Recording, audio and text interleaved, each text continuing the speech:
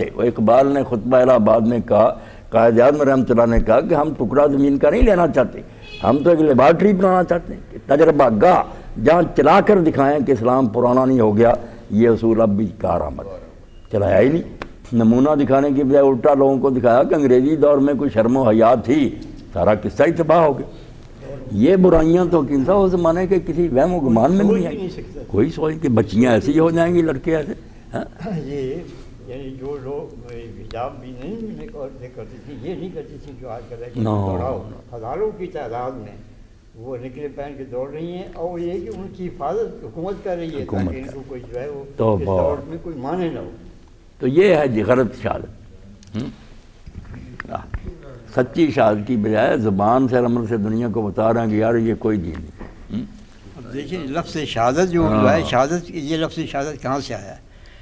وہ آدمی جو میدان جنگ میں جا کے اللہ کے راستے میں جان دیتا ہے، وہ شہادت دیتا ہے اس بات کی کہ جو بات مجھ تک پہنچی ہے میں نے اس کے لیے اپنی جان قربان کر دی ہے. یہ وہاں شہادت گواہی بنتی. شہادت میں تو اصل تو گواہی ہے نا، گواہی. اس کو بھی شہید اسی لیے کہا جاتا نا کہ وہ گواہی خون سے مور لگا دیتا کہ اگر مجھے اس میں ذرا بھی شک شبہ ہوتا میں جان کیوں دیتا. یہ بالکل صحیح ہے جس کے لیے میں جان تک قربان کرتا. یہ گواہی ہے، خون سے لکھ رہے ہیں. تو یہ جو ہے نا ہم سے تو اتنا مطالبہ نہیں ہے. ہاں اس سے یہ جو کچھ ہم کر سکتے ہیں وہ کیوں نہ کریں، اس کے لیے ہمارے پاس جواب دہ جو ہوگا کیا جواب کیا ہوگا یہ سوچنا چاہیے. کیونکہ یہ زندگی جو ہے نا یہ تو سب جانتے ہیں کہ یہ زندگی کبھی کسی کے لیے بھی ابدی نہیں ہے. یہاں بس وہ فارم بھی نا یہ ختم لے آئے، اس لیے جو کچھ لوگوں نے پڑھا سب کو کہا کہ یہ عطا کیے ہیں ان کو اس کے ہاں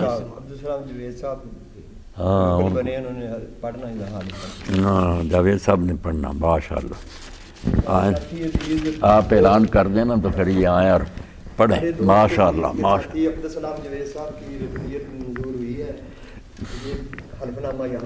ماشاء اللہ. اللہ انہیں استقامت نصیب کرے، بالکل قبول فرمائے. آ جائیں نا، ہاں یہاں ہی آ جائیں، یہاں ہی پڑھ دیں. وہ بھی دیں نا، کہاں گیا؟ ہاں. بسم اللہ الرحمن الرحیم. تحریک اسلامی پاکستان. حلف نامہ رکن. میں اللہ رب العالمین کو گواہ کر کے اقرار کرتا ہوں کہ میں تحریک اسلامی پاکستان کے عقیدے، نصب العین اور طریقہ کار سے کلی اتفاق رکھتا ہوں. بقدر استطاعت مگر عزیمت کے ساتھ تحریک کے طریقہ کار کے مطابق تحریک کی ہدایات کی روشنی میں اس کے نصب العین کے حصول کے لیے ہر ممکن جد و جہد کروں گا. فرائض شرعی کا پابند اور کبائر سے مجتنب رہوں گا. کوئی ایسا ذریعہ معاش نہیں رکھوں گا جو معیشت فحشہ مثلا سود، رشوت اور جھوٹ پر مبنی کاروبار کی تعریف میں آتا ہو. حقداروں کے حق مار کر یا حرام طریقوں سے حاصل کیا ہوا مال نہ اپنے تصرف میں لاؤں گا نہ قبضہ میں رکھوں گا. تحریک کے دستور کے مطابق اس کے نظم کی پوری پابندی کروں گا. اللہ تعالیٰ مجھے اس عہد کو وفا کرنے کی توفیق عطا فرمائے. آمین آمین یا رب العالمین. ماشاء اللہ ماشاء اللہ. بالکل اللہ تعالیٰ قبول فرمائے آپ کا یہ عزم ہے، توفیق دے، قبول کرے.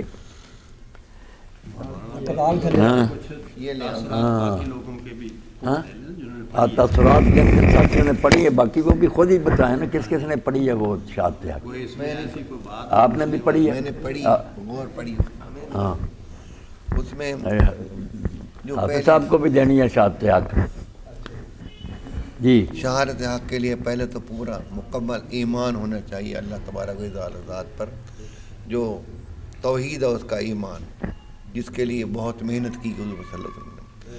اب جو احوال جو ہے نا ان کے مطابق تو یہ ہے کہ پہلے تو یہ ہے کہ کوئی برائی دیکھو تو ہاتھ سے روکو، اگر کوئی ہاتھ سے نہیں روکنے کی ساتھ تو زبان سے روکو، زبان سے نہیں روکنے کی ساتھ تو کم از کم دل میں برا تھا.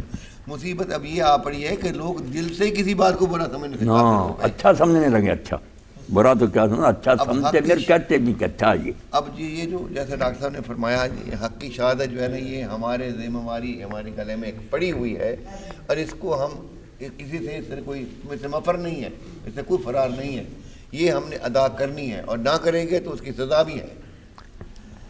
اور اس سزا سے بچنے کے لیے بنیادی جو بات وہ یہی ہے کہ حق کو اپنی زندگی عملی زندگی میں بھی اس کی شہادت دیں، لوگوں کو معلوم ہو کہ واقعی اگر زبان سے جو کچھ کہا ہے تو اس پر ہی اپنے خود بھی عمل کریں، اور اس عمل کرنے سے ہی باقی شہادت کا جو ہے نا حق ادا ہوتا ہے. کوئی قافلہ ایسا چل رہا تو اس کے ساتھ ہو جائیں، بالکل نا، جس پر بھی ہے بھروسہ اور اطمینان اس کے ساتھ مل کرنا. یہ جس کو بھی آپ سمجھتے ہیں کہ وہ صحیح کر رہا کرنا چاہیے. اور اس میں یہ آپ نے جو ابھی حلف نامہ سنا ہے اور دستور بھی آپ دیکھیں، اس میں کوئی بات ایسی نہیں ہے وہی جو اسلام کا جو مسلمان کو کرنی چاہیے وہی بات ہے. حرام سے بچے، فراز کا پابند، اور ساتھ کون مسلمان جو ہے وہ اس کا پابندی سے مستثنا. صرف یہ ہے کہ ایک زنجیر بن جائے گی، کڑی کے ساتھ کڑی مل جائے گی تو وہ ایک زنجیر بن جائے گی، اس کے اندر ایک طاقت آ جائے گی. اور اگر اکیلے رہیں گے تو جیسے حضور کا ارشاد ہے کہ اکیلا جو ہے وہ اکیلی بھیڑ جو ہے وہ ماری جاتی ہے. کچھ نہیں. تو یہ جو ہے یہ احساس اجتماعیت کا، یہ بجائے خود ایمان پر قائم رکھنے کی ایک ضرورت ہے. یہ آدمی سمجھے کہ بس چاہیے صاحب. اب آپ لوگ میں جو جتنے نا باہر بیٹھے ہوئے، ہم بھی بس جیسے حکیم صاحب نے کہا زندگی کا کچھ پتہ نہیں، فیصلہ کریں اور چھلانگ لگا دیں. یہ جو اجتماع آ رہا نا اس سے پہلے یا اس دن ہی نا اعلان کر دیں. بالکل حسن بدال اعلان کر حسن ابدال کے بجائے یہاں ہی کر دیں جو اپنا اجتماع ہوگا، یہاں اعلان کریں، وہاں پھر خود ہی خبر پہنچ جائے گی. یہاں اعلان ہونا چاہیے. اور اس میں یہ ہے کہ سلسلے میں جو کچھ دستور ہے تحریک کا وہ سارا بھی ماسٹر صاحب دے نا، وہ دستور جو چھپا ہوا اور سارے وہ بھی پڑھ لیں نا، سارا کچھ پڑھ لیں ساتھی. اس میں پڑھیے. اور بھی دیکھیں جو کوئی اہم چیز ہے وہ بناؤ اور بگاڑ یا ایسا کوئی اور بات جہاں تک پہنچ گئی ہے نا شہادت کے سلسلے، یہاں مجھے جنگ احد میں ایک شریک جو شہید ہو گیا ان کا واقعہ یاد آتا. وہ میرے لیے بھی ہے کہ ہمت کرو، اس طرح بات بزدلی کی نہیں تھی کہ آپ لوگوں کے بھی سننے کا. یہ ایسا واقعہ جس کے بارے میں حضرت ابو ہریرہ رضی اللہ تعالیٰ عنہ لوگوں سے جب پوچھتے تھے کہ وہ شخص بتاؤ جس نے اللہ کو ایک سجدہ نہیں کیا اور جنت میں چلا گیا. ایک سجدہ نہیں کیا، نماز نہیں پڑھی اس نے، ایک بھی نہیں وقت نماز کا وقت ہے، جنت میں چلا گیا. تو لوگ پھر ان سے ہی پوچھتے تھے کہ وہ کون آدمی تھا جس نے اللہ کے لیے ایک سجدہ بھی نہیں کیا، نماز کا وقت ہی نہیں آیا اس کا، جنت میں چلا گیا. تو وہ بتاتے تھے کہ بھئی یہ عمر بن ثابت بن وقش تھا، مدینہ کا جو قبیلہ تھا نا بنو عبد الاشر، بہت بڑا قبیلہ تھا، اس کا یہ فرض تھا. اللہ کے رسول علیہ السلام بھی اور اس کی برادری کے لوگ بھی بہت کہتے تھے کہ عمر تم یار دین کو مانو، اسلام سچا ہے، اس کا ساتھ دو. بس وہ کہتا ہاں غور کروں گا. جس دن اللہ کے رسول علیہ السلام اپنے ساتھیوں سمیت احد کی طرف چلے گئے تو وہ محلے میں آیا. وقت کی بات ہوتی ہے، زندگی میں آتے ہیں لمحے گزر جاتے ہیں، آدمی مس کر دیتا ہے وہ اچانک. اس نے عورتوں سے پوچھا کہ محلہ خالی ہے، کوئی آدمی نظر نہیں آ رہا. انہوں نے کہا وہ سارے تو رسول اللہ کے ساتھ جنگ کے لیے چلے گئے. تو اپنے دل میں فیصلہ کر لیا کہ عمر یہ جو لیتا والا اللہ ہے نا کہ سوچیں گے دیکھیں یہ بات ٹھیک نہیں، یہ موقع ہاتھ سے نکل جائے گا. زندگی کا کیا تلوار پکڑی، حضور سے بھی نہیں جا کر ملا، نہ قبیلے کے کسی آدمی سے ملا، اپنے دل میں ایمان بھی لے آیا، تلوار پکڑی، وہاں جا کر نہ زخمی ہو کر گر گیا. اب جو لوگ گرے پڑے تھے حضور علیہ السلام نے کہا ساتھیوں سے کہ دیکھو کوئی زندہ ہے تو اس کی خبر لو. تو گئے تو رمق تھی، تھوڑی زندگی باقی تھی. وہ حیران ہوئے کہ عمر تم یہاں برادری کی حمایت کے لیے آئے ہو یا کسی کی گھر، کس گھر سے؟ اس نے کہا نہیں یار میں اللہ کے رسول پر ایمان لے آیا تھا اور میں نے حق سمجھ لیا تھا، اس لیے اللہ کی رضا کے لیے اب جہاد میں شریک ہو. اور یہ کہا جان نکل گئی. حضور نے فرمایا یہ جنت والوں میں. تو ابو ہریرہ کہتے ہیں کہ دیکھو ایک نماز نہیں پڑھنے کا وقت آیا جنت میں، ہاں شہادت دی حق کی، جنت میں. اس پر ہی بالکل کہنے والے نے ٹھیک شعر کہا نا، نیرو عشق بھی کہ دری دشت بے کراں، گام میں نہ رفتہ ہے و من رسیدہ۔ عشق کا زور دیکھ کہ اس میں کتنی طاقت ہے کہ ہم ایک قدم بھی نہیں چلے تھے اور منزل تک پہنچ گئے۔ ہاں، نماز ایک بھی نہ پڑھی، جنت میں چلا۔ نیرو عشق بھی، کتنا بے کراں دشت، ایسا صحرا کہ اس کا کوئی خاتمہ ہی نہیں، مگر وہ ایک لمحے میں طے ہو۔ ہاں، تو اللہ اگر ایسا موقع دے تو پھر کر لینا چاہیے۔ اب بالکل آپ نہ دیں اور سارے ساتھی فیصلہ کر لیں انشاءاللہ نا اس اجتماع میں، ایک ہی جس میں خوش نصیب تھا، ایک ہی جگہ عشق کی ایک دست نے طے کر دیا قصہ تمام، اس زمین و آسماں کو بے کراں سمجھا تھا میں۔ سب نے یہی باتیں کی، تو پڑھ لیں، دستور بھی دیکھ لیں، اور اگلے اجتماع میں انشاءاللہ آ جائیں ساتھی۔ اور جیسے بھائی عبدالسلام نے بس اعلان کر دیا کہ انشاءاللہ شعوری طور پر کلمہ طیبہ پڑھ لیا، ہم بھی پڑھ ہوں گے انشاءاللہ نا، یقین ہے کہ کئی اٹھ کھڑے ہوں گے، اللہ مہربانی فرمائے۔ بس اب ویسے یہ اجتماع جو ہے اس کو کامیاب بنانے کے لیے کوشش کریں، اس دن نا حاضری ہو، ساتھی گاؤں میں بھی اطلاع دیں، انہیں کہہ دیں نا انشاءاللہ وہاں سے بھی آئیں گے، وہ یا سب ساتھیوں سے کہنا چاہیے۔ کسی نے سوال بھی اس دن کرنے ہو، رحمان آ جائیں، ان سے پوچھے، تسلی کرے۔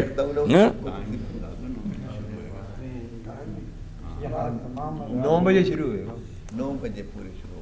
اجتماع اس دن 9 بجے انشاءاللہ شروع ہوگا۔ خیال رکھنا اگلا اجتماع جو ہے 4 مارچ والا جو 9 بجے شروع ہو جائے گا۔ 8:30 پونے 9 تک پہنچ جائیں تاکہ 9 بجے پہلے آ کر یہاں بیٹھے نا، جگہ اپنی سنبھال لیں، ساتھیوں کو بھی لائیں۔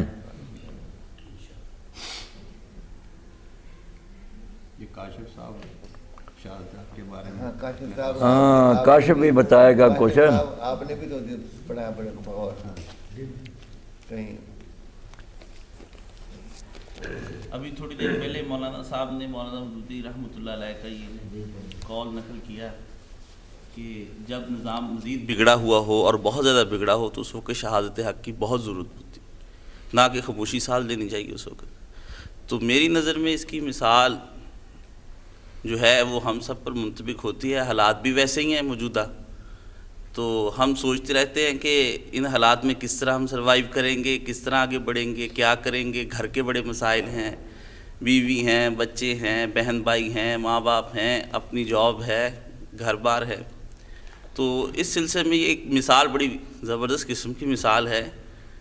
شروع سے انبیاء بھی آئے ہیں، رسول بھی آئے ہیں، صحابہ نے بھی دی جانے، لیکن ایک مثال ایسی اٹھی جو آج تک تابندہ ہے، وہ ہیں نبی کریم صلی اللہ علیہ وآلہ وسلم کے پیارے نواسے حضرت حسین ابن علی رضی اللہ تعالیٰ عنہ۔ ان جیسے حالات، ویسے ہی حالات، اس بڑھ کر یہ سخت حالات نہیں ہیں جیسے حالات ان پر تھے۔ نہ تو ان کے اس وقت کوئی والدین تھے، نہ بھائی تھے، وہ تنہا تھے، تو انہوں نے شہادت حق کے لیے راستہ چنا اور کربلا میں جا کر جان دے دی۔ بچے ساتھ تھے، بیوی ساتھ تھی، بہن بھائی ساتھ تھے دوسرے، اور اپنے بھتیجے بھانجے سبھی ساتھ تھے، انہیں بھی شہادت حق کے لیے تیار کر لیے کہ دیکھو اس وقت میں تنہا مجھے شہادت حق کا فریضہ ادا نہیں کرنا، بلکہ تم سب کو بھی اس فریضے کو ادا کرنا ہے۔ اس پر انہوں نے آمادہ کر لیا۔ اس پہ انہوں نے یہ نہیں دیکھا کہ میرے مقابل میں کیا ہے، کتنے لوگ ہیں، کس تعداد میں ہیں، کتنی طاقت رکھتے ہیں، کتنی بڑی سلطنت ہے ان کی، نہیں، انہوں نے اپنے ذات گرامی کو خود ہی پیش کیا اللہ کی بارگاہ میں کہ اے خداوند عالم، جب کہ مجھے بڑے بڑے لوگ روک رہے ہیں، مجھے آنے والے حالات سے ڈرا رہے ہیں، میرے دل کے اندر جو ایک شمع روشن ہوئی ہے اسے بے جا قسم کی جو آندیاں ہیں دھمکیوں کی اور دوسری چیزوں کی، اسے ڈرا رہے ہیں کہ تو رک جا، لیکن میں نہیں رکوں گا، میں اپنے بڑے سے لے کر چھوٹے تک، 6 ماہ کے بچے تک کی شہادت بھی دوں گا۔ یعنی انہوں نے اللہ کی عدالت میں کھڑے ہو کر فائلیں بھی پیش کی، دستاویزات بھی پیش کی، مثلیں بھی پیش کی، یعنی ہر چیز پیش کی۔ چھوٹا سا ایک کاغذ کا ٹکڑا شہادت حق بطور سمجھ لیں جناب علی اصغر وہ بھی پیش کر دیا کہ یہ بھی اللہ ہے، یہ بھی۔ تو ان کے یہ سرمدی اصول ان کے خون سے سرخ رو ہوا کہ جبر کا نظام بے ثبات و بے دلیل ہے۔ یہ انہوں نے اصول یہ سرخ رو کر دیا ہمیشہ کے لیے، جیسے انڈر لائن کر دیا جاتا ہے تو ویسے انہوں نے کر دیا کہ جناب یہ جبر کا نظام بالکل ٹھیک نہیں ہے، غلط ہے۔ تو موجودہ حالات میں ہمیں فکر نہیں کرنی چاہیے کہ ہم کس طرح شہادت حق کا فریضہ ادا کریں گے، ہمارے سامنے وہ دلیل ہے۔ بلکہ اس سلسلے میں مجھے ایک وہ قول یاد آ رہا ہے کہ جو غالباً مصعب بن زبیر رضی اللہ تعالیٰ عنہ کا ہے، جو انہوں نے فاطمہ بنت الحسین سے کہا کہ تیرے باپ نے کسی شریف آدمی کے لیے کوئی عذر نہیں چھوڑا، تیرے باپ نے کسی شریف آدمی کے لیے کوئی عذر نہیں چھوڑا کہ وہ شہادت حق کے لیے اب چپ کر کے گھر میں بیٹھا رہے۔ تو اگر ہم اپنے اندر شرافت بھی پاتے ہیں، نجابت بھی پاتے ہیں، تو ہمیں تو کم از کم اس فریضے کو ضرور انجام دینا چاہیے۔ تو انشاءاللہ العزیز خداوند عالم ہمیں مستقیم رکھے اور شہادت حق دینے کے لیے تیار رکھے، تیار کر دے ہمارے دلوں کو، وہ نا بس رب سے قروب کرے اور پکا کرے۔ بالکل یہ خادم صاحب جو شعر آپ نے پہلے بھی سنا ہو کئی مرتبہ، شاید میں نے دہرایا، بطحا کے مسافر دیکھ کے چل، بطحا کے مسافر دیکھ کے چل، یہ ان کے نقوش پا ہی تو ہیں۔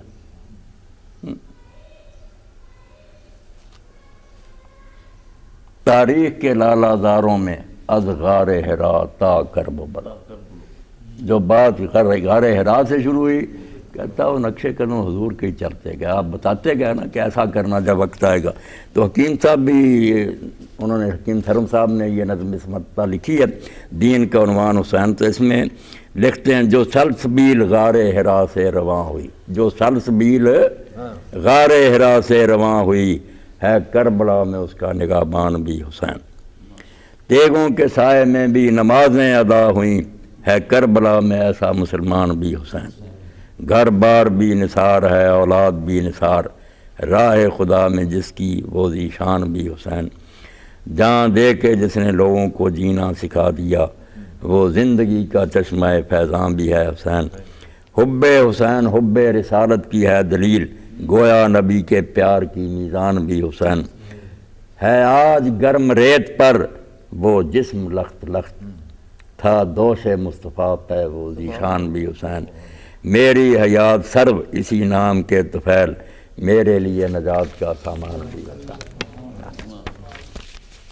کیا بھائی، خادم صاحب آپ کو مل گیا؟ بالکل۔ اب آپ شہادت حق کے لیے بسم اللہ۔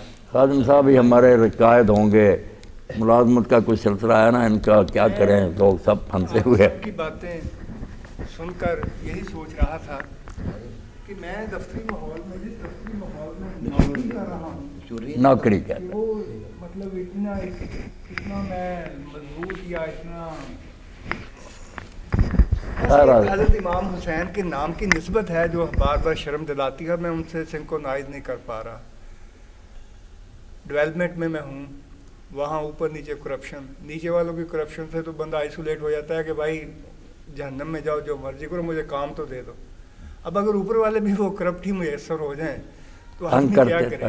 مطلب وہاں میں خادم حسین بننے کی جب کوشش بھی کرتا ہوں، کل میں میٹنگ پہ گیا تو صرف میں ہی ایک تھا جو بولنے والا، اور وہ اس کو مجھے اس نے پوری طرح سنب کر دیا افسر نے۔ تو بعد میں اس سے الگ بھی ملا، بس مجھے کام چاہیے۔ اب وہ پتہ ہے ہر ایک کو کرپٹ یہ بندہ ہے، کام جو ہے وہ کام کے بہانے، اب ایک 100-200 روپے کا تو بھی بندہ دے سکتا ہے، اور کیا کرے؟ مطلب یہ سمجھ نہیں مطلب آپ کی باتیں میں سبھی سن رہا ہوں بیٹھا، اور میں اپنے میں تھا کہ مجھے کوئی نہ بلائے کہ میں کیسے شہادت حق دوں، مجھے نہیں سمجھ لگ رہی۔ اوپر سے انہوں نے دھمکی یہ دی ہوئی ہے کہ یہ آپ کی پرائیویٹ ہو گئی ہے پی ٹی سی ایل، اور وہ جو عربی آئے ہیں وہ تو بس کام جانتے ہیں۔ وہ بات گئی کہ آپ کی نوکری پکی ہے، آپ کو وہ دیکھیں گے ڈیلیور نہیں کرتے آپ، تو آپ کو کہیں گے جاؤ بھی گھر بیٹھو جا کے۔ یہ مطلب اب ایسی ٹینشنوں میں، لیکن وہی ہے ایک نام مولانا۔ بلکہ حج کے حوالے سے میں آپ کے علم میں تھوڑی سی بات اور لانا چاہ رہا تھا کہ اس دفعہ ہم جب حج پہ جانے لگے تو ہمیں پتہ چلا کہ ہمارا مدینہ جو وزٹ ہے وہ بیفور حج ہوگا۔ تو وہاں جب ہم گئے تو وہ میرے گروپ کے ساتھی نے ایک نے بتایا کہ یار وہ تو مدینہ آفٹر حج ہو گیا، انہوں نے ہاتھ سے کاٹ کے نا لکھ دیا. تو وہاں میرے دل میں دلی خواہش ابھری کہ یا اللہ اگر مدینہ آفٹر حج ہو گیا، چلو ایک عمرہ تو